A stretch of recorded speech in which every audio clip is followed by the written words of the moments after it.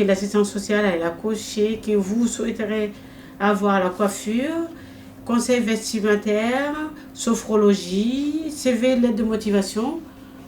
Pour moi, donc comme vous ne m'avez pas tout expliqué, donc j'ai vu qu'elle a coché tout ça. En priorité, aujourd'hui, je vous propose la coiffure. Nous avons des jeunes filles mères, nous avons des jeunes étudiantes pauvres, puis je vais en crescendo, des femmes monoparentales, des femmes qui vivent seules mais qui vivent avec le RSA.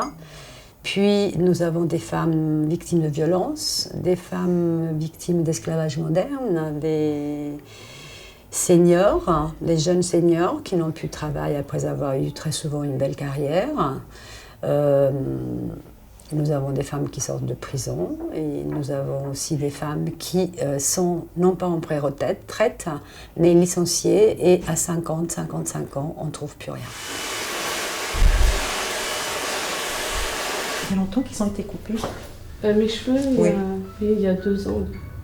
Non mais au niveau des pointes. Oui, il y a 2 ans. Ok. Bon. J'ai 2 enfants au bas âge qui sont trop petits. Et puis même si je retrouve un travail, mes moyens, ça ne me permettra pas de payer une nourrice. Voilà, c'est un peu difficile. Même s'il y a du travail, et d'un côté aussi, on a des problèmes de garde pour les enfants. Il faut trouver quelque chose qui ça nous convient dans les deux sens.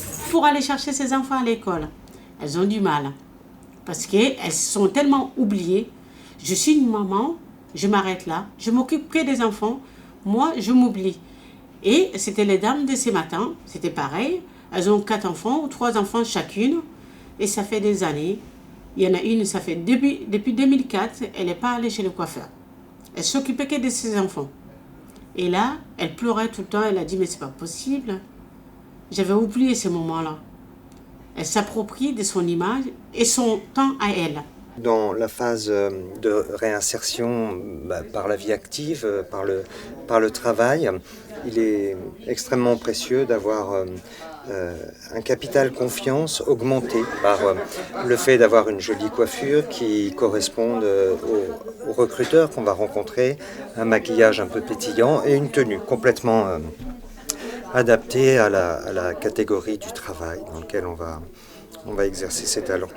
Donc ici, c'est vraiment cet endroit magique où elles ressortent avec quelque chose qui leur va bien, qui leur correspond et qui correspond à ce qu'on attend d'elles en face. On est toujours dans cette dimension de l'exigence du regard de l'autre sur la femme.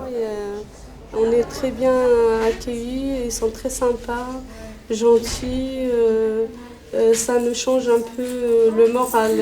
On dit c'est une famille sociale, c'est comme on est chez soi.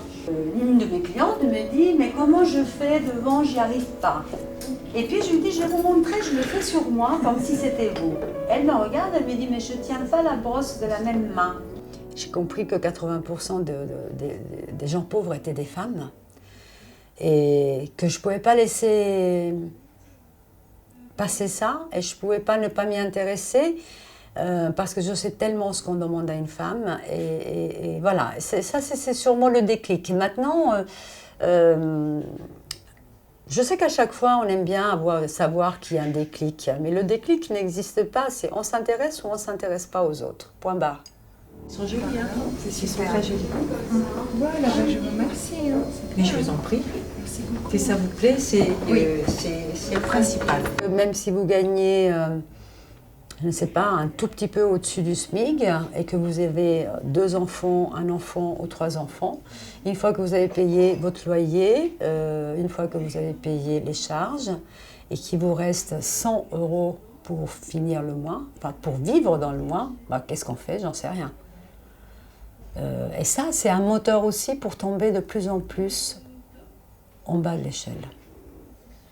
La coiffure, ça va être 3 €. Ah, super. Donc, si vous allez faire la manicure, ou une épilation ou un soin de visage, c'est 1 €. D'accord.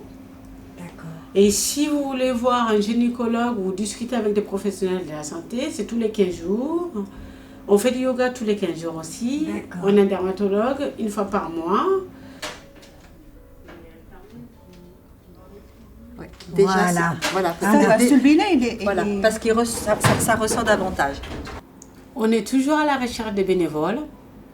Coiffure, esthéticienne, maquilleuse, assistante sociale, éducatrice, toutes les bonnes volontés qui peuvent nous aider à avancer sur nos démarches.